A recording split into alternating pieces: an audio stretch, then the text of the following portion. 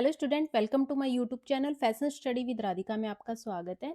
तो हम जो क्वेश्चन कर रहे हैं वो फैशन डिज़ाइन टेक्नोलॉजी के प्रीवियस ईयर का सैम्पल पेपर कर रहे हैं, क्योंकि इसी टाइप के जो क्वेश्चन आपके एग्जाम में आते हैं। अभी जो आपका सीआईटीएस एंट्रेंस एग्जाम होने वाला है उसी की प्रिपरेशन जो है वो करवा रही हूँ मैं आपको। तो 40 क्वेश्चन तक हम कर चुके हैं, जो आप मेरी प्लेलिस्ट में देख सकते हैं। आज हम करेंगे 41 से क्वेश्चन स्टार्ट। तो चलिए स्टार्ट करते हैं। The is the opening to which sleeve is attach. वह उद्घाटन जिसमें आस्तीन जुड़ी है, यानी कि वह कौन सी ओपनिंग होती है जिसमें स्लीव को अटैच किया जाता है। Option A waist, option B neckline, option C armscye, option D shoulder. तो हमारा पे राइट आंसर हो जाएगा ऑप्शन सी आर्म स्काई, यानी कि आर्म होल। ये क्या होता है? ये जब हम कोई भी कुर्ती या ब्लाउज में जो नेक के पास जो आर्म होल की शेप कट करते हैं, तो वो जो वहाँ जो होती है वहाँ स्लीव जॉइंट होती है, यानी कि जो आर्म होल की शेप होती है ब्लाउज या कुर्ती में, वहीं पर स्लीव को जॉइंट किया जाता है। तो उसे क्या कहते हैं? आर्म होल या आर्म स्काई। तो हमारा राइट आंसर हो जाएगा ऑप्शन सी। नेक्स्ट क्वेश्चन है, a narrow strip of fabric cut on 45 degree angle is known as. 45 degree के कोण पर काटे गए कपड़े की एक संकीर्ण पट्टी के रूप में जाना जाता है। Option A strip, option B strap, option C bias tape, option D frill. तो हमारा यहाँ पे राइट आंसर हो जाएगा option C bias tape. Bias tape क्या होती है? ये एक उरेब पट्टी होती है जो कि फैब्रिक पर 45 डिग्री के कोण पर जब फैब्रिक को कट किया जाता है तो उसमें स्ट्रेच और खिंचाव आता है, यानी कि जो उरेब पट्टी होती है वो स्ट्रेचेबल बन जाती है, उसमें खिंचाव आता है जब उसको हम 45 डिग्री के कोण पर कट करते हैं। तो इस पट्टी को क्या कहते हैं? उरेब पट्टी कहते हैं या बायस पट्टी भी कहते हैं। ये जो उरेब पट्टी या बायस पट्टी होती है, ये ड्रेस की गोलाई बनाने या पाइपिंग के लिए यूज किया जाता है, जैसे नेकलाइन में यूज करते हैं या फिर पाइपिंग में यूज करते हैं। तो हमारा राइट आंसर हो जाएगा option C bias tape. Next question है, a collar which is V shape in front and square at back is known as collar. एक कॉलर जो वी के आकार का है और पीछे की तरफ चौकोर कॉलर के रूप में जाना जाता है। Option A sailor collar, option B shawl collar, option C Chelsea collar, option D wing tipped collar. तो हमारे पे राइट आंसर हो जाएगा option A sailor collar. Sailor collar जो होती है ये नाविकों की ड्रेस में बनाई जाती है, जो आगे से वी शेप और पीछे से स्क्वायर में होती है, यानी पीछे से ये स्क्वायर शेप में फोल्ड की होती है और आगे इसके वी शेप होता है। तो ये होती है सेलर कॉलर। नेक्स्ट क्वेश्चन है, the motif which portray at direct replica of things as they exist in nature. मूल भाव ये चीजों की प्रत्यक्ष प्रतिकृति के रूप में चित्रित करता है क्योंकि वे प्रकृति में मौजूद हैं। Option A geometrical, option B natural motif, option C abstract, option D stylize. तो हमारा यहाँ पे राइट आंसर हो जाएगा ऑप्शन बी नेचुरल मोटिव। पूछा है ना इसमें नेचर से रिलेटेड, तो नेचर से रिलेटेड जो होते हैं हमारे नेचुरल मोटिव होते हैं, जिसमें क्या है फूल, पत्तियां, फल, पक्षी, इनके जो डिजाइन है वो कपड़े पर बनाए जाते हैं, तो इन्हीं को क्या कहते हैं? नेचुरल मोटिव कहते हैं।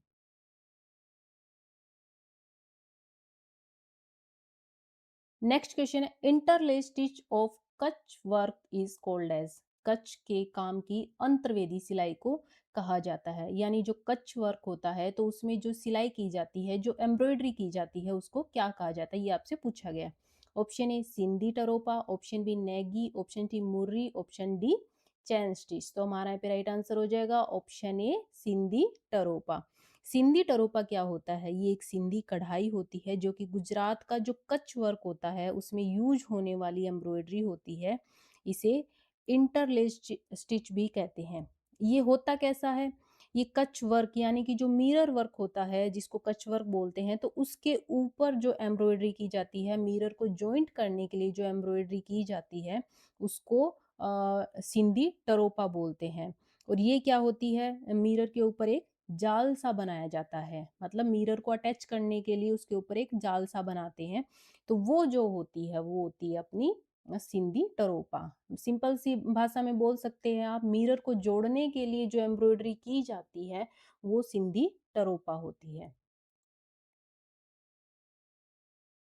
नेक्स्ट क्वेश्चन है, a visual merchandiser take care of the representing a seasonal theme. एक दृश्य व्यापारी का ख्याल रखता है, एक मौसमी विषय का प्रतिनिधित्व करता है।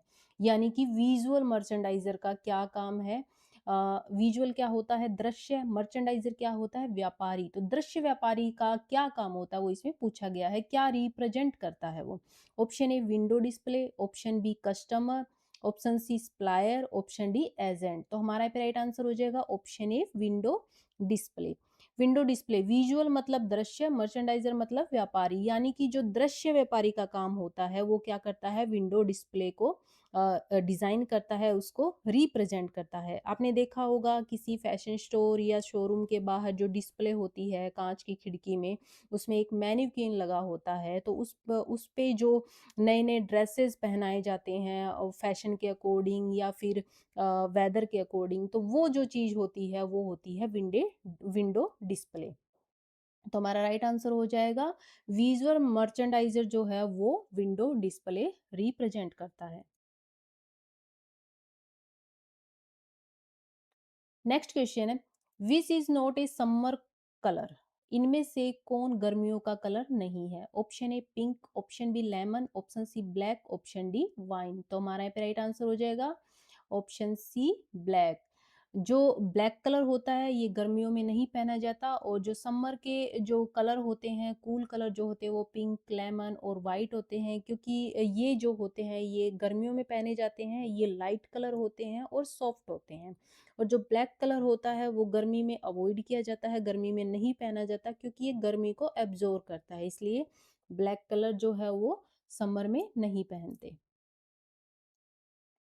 नेक्स्ट क्वेश्चन है, application of overlock stitch is. Overlock सिलाई का अनुप्रयोग है। Option A seam neating, option B edge neating, option C prevent fray thread, option D all of these. तो हमारा राइट आंसर हो जाएगा option D all of these.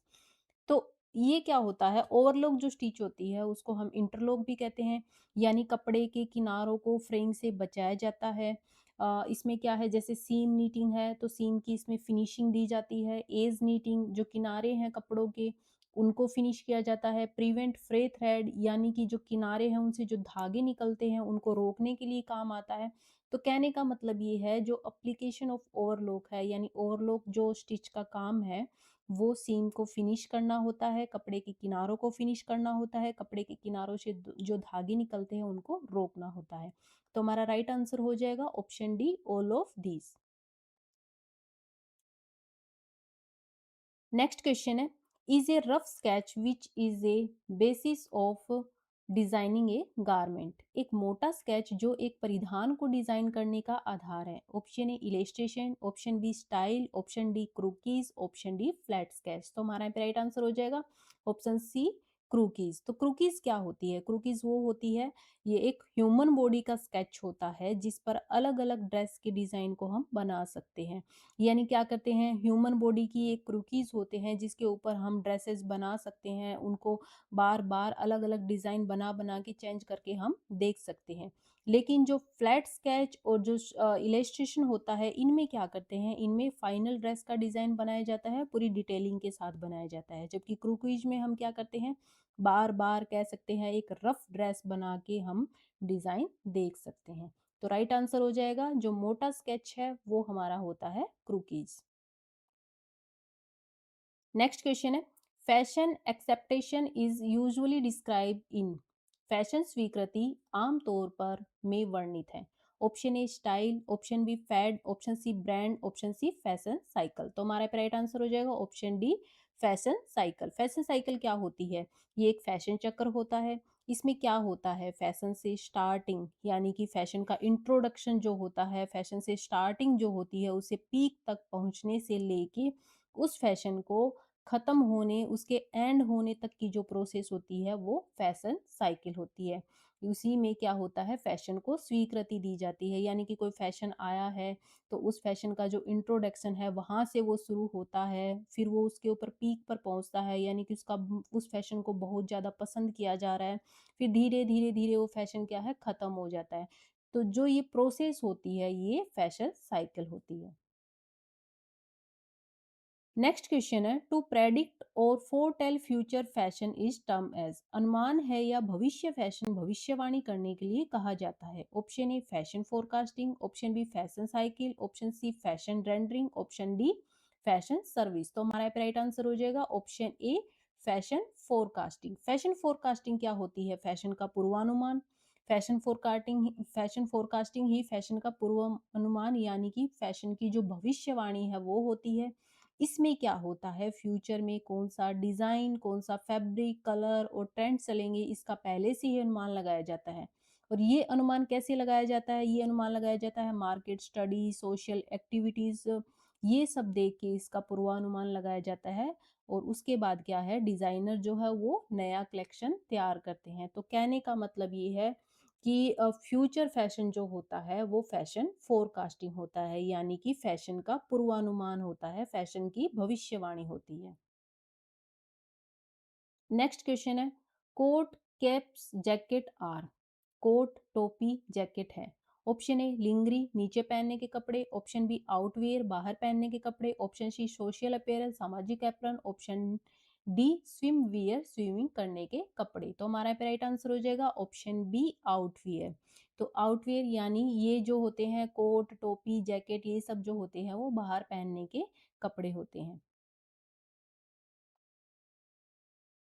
Next question है, colour texture and style are the styling feature of, रंग बनावट और शैली style की विशेषताएं हैं।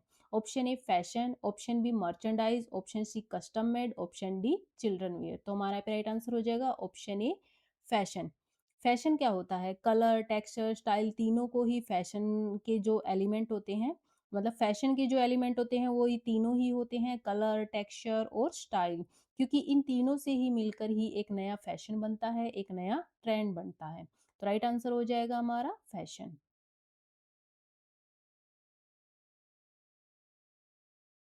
नेक्स्ट क्वेश्चन है, indicates the direction in which fashion is moving, यह दर्शाता है कि फैशन किस दिशा में बढ़ रहा है।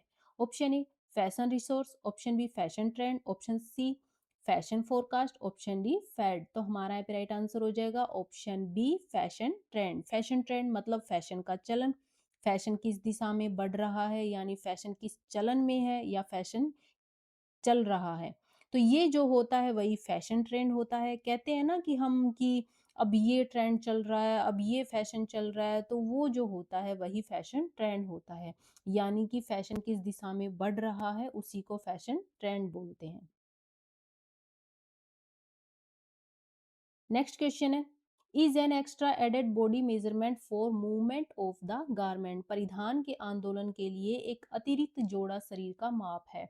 यानी कि जो मेजरमेंट है, बॉडी का जो मेजरमेंट होता है उसमें एक्स्ट्रा जो मार्जिन है जो दिया जाता है उसको क्या बोलते हैं। Option A tolerance, option B fullness, option C hem allowance, option D ease allowance. तो हमारा राइट आंसर हो जाएगा ईज अलाउंस। ईज अलाउंस क्या होता है, मतलब बॉडी का जो मेजरमेंट है, जो करेक्ट मेजरमेंट है उसमें थोड़ा एक्स्ट्रा कपड़ा छोड़ा जाता है ताकि पहनने वाला कंफर्ट हो और आसानी से उठ बैठ सके। और ये जो एक्स्ट्रा कपड़ा छोड़ा जाता है वही ईज अलाउंस होता है। नेक्स्ट क्वेश्चन है, regulates the length of stitch, सिलाई की लंबाई को नियंत्रित करता है। Option A spool pin, option B stitch regulator, option C bobbin, option D needle plate. तो हमारा राइट आंसर हो जाएगा option B stitch regulator. Stitch regulator क्या होता है, स्टिच की लेंथ को छोटा व बड़ा करने के लिए स्टिच रेगुलेटर का यूज किया जाता है। इसमें हम जरूरत के हिसाब से स्टिच की जो लेंथ है वो कम ज़्यादा कर सकते हैं, फैब्रिक के अकॉर्डिंग भी कर सकते हैं और अपनी ज़रूरत के हिसाब से भी कर सकते हैं। तो स्टिच रेगुलेटर का काम होता है स्टिच की लेंथ को जो है कम और ज़्यादा करना। नेक्स्ट क्वेश्चन है, the process of removing seeds from mass of cotton is, कपास के द्रव्यमान से बीजों को निकालने की प्रक्रिया को कहते हैं। ऑप्शन ए गीनिंग ओटाई, ऑप्शन बी वीविंग बुनाई, ऑप्शन सी नीटिंग बुनना, ऑप्शन डी शेयरिंग बाल काटना। तो हमारा यहाँ पे राइट आंसर हो जाएगा ऑप्शन ए गीनिंग यानी कि ओटाई। कपास जो होती है उसमें छोटे-छोटे सीड्स होते हैं, जिसे हम अपने मतलब लैंग्वेज में बिनोला भी बोलते हैं, यानी जो कपास में बीज फँसे होते हैं, कपास का जो फाइबर होता है उसके अंदर उसके बीज फँसे होते हैं। तो उन बीज को निकालने की जो प्रोसेस होती है वो गिनिंग होती है, जिसको ओटाई बोलते हैं। मतलब क्या है, कॉटन फाइबर से बीज निकालने की प्रक्रिया, उसकी जो प्रोसेस है वही गिनिंग होती है। नेक्स्ट क्वेश्चन है, the fibre which resemble wool is called as. ऊन के समान जो तंतु होता है उसे कहा जाता है। Option A terylene, option B acrylic, option C polyester, option D nylon. तो हमारा राइट आंसर हो जाएगा ऑप्शन बी एक्रिलिक। एक्रिलिक क्या होता है, ये फाइबर जो होता है ये सिंथेटिक फाइबर होता है, जिसका टेक्सचर क्वालिटी जो होती है वो वूल के जैसी होती है, यानी कि वूल, बस ये वूल से थोड़ा हल्का होता है लेकिन वूल की तरह ही गर्म रहता है। ये जो होता है इसको आर्टिफिशियल वूल भी कहते हैं, और इसके जो है वो स्वेटर और शॉल भी बनाए जाते हैं। तो कहने का मतलब ये है कि वूल के जैसा जो फाइबर जो फैब्रिक दिखता है वो होता है एक्रिलिक। नेक्स्ट क्वेश्चन है, the fiber that are obtained from cotton jute silk are term as. कपास जूट रेशम से प्राप्त तंतुओं को कहा जाता है। Option A man made fiber, option B natural fiber, option C artificial fiber, option D plastic fiber. तो हमारा राइट आंसर हो जाएगा option B natural fiber. Natural fiber क्या होते हैं, ये वो रेशे होते हैं जो हमें डायरेक्ट नेचर से मिलते हैं, जैसे फूल पत्ती या फिर जानवरों से मिलते हैं। तो वो जो हमें डायरेक्ट नेचर से मिलते हैं वो नेचुरल फाइबर होते हैं। इनमें जैसे कॉटन, जूट, सिल्क, ये जो फाइबर होते हैं ये हमारे जो नेचुरल फाइबर होते हैं। जैसे वूल हो गया, वूल क्या है, हमें जानवर से मिलता है। सिल्क जो है हमें रेशम कीड़ों से मिलता है। कपास जो है वो हमें प्लांट से मिलता है। तो कह सकते हैं हमें डायरेक्ट नेचर से जो फाइबर मिल रहा है वो नेचुरल फाइबर होता है। नेक्स्ट क्वेश्चन है, which of the following fibre are obtained from the fleece of animals. इनमें से कौन सा फाइबर जानवरों के पलायन से प्राप्त होता है। Option A jute, option B nylon, option C cotton, option D wool. तो हमारा यहाँ पे राइट आंसर हो जाएगा ऑप्शन डी वूल। फ्लीस क्या होता है, फ्लीस जो होता है वो जानवरों के शरीर पे जो बाल होते हैं, जैसे बकरी, ऊंट और भेड़, इनके शरीर पे जो घने बाल होते हैं उनको फ्लीस बोलते हैं। और इसी फ्लीस को काट कर और क्लीन करके जो वूल तैयार की जाती है वही जो फाइबर होता है वो एनिमल से हमें मिलता है। तो आज के 60 क्वेश्चन यहीं खत्म होते हैं। नेक्स्ट वीडियो में हम नेक्स्ट क्वेश्चन करेंगे। आई होप आपको मेरे जो क्वेश्चन है मेरे द्वारा समझाए हुए क्वेश्चन आपको समझ में आ रहे होंगे, क्योंकि आपके एग्जाम के लिए काफ़ी इंपॉर्टेंट रहने वाले हैं। तो चलिए नेक्स्ट वीडियो में नेक्स्ट क्वेश्चन करेंगे। Okay, thank you.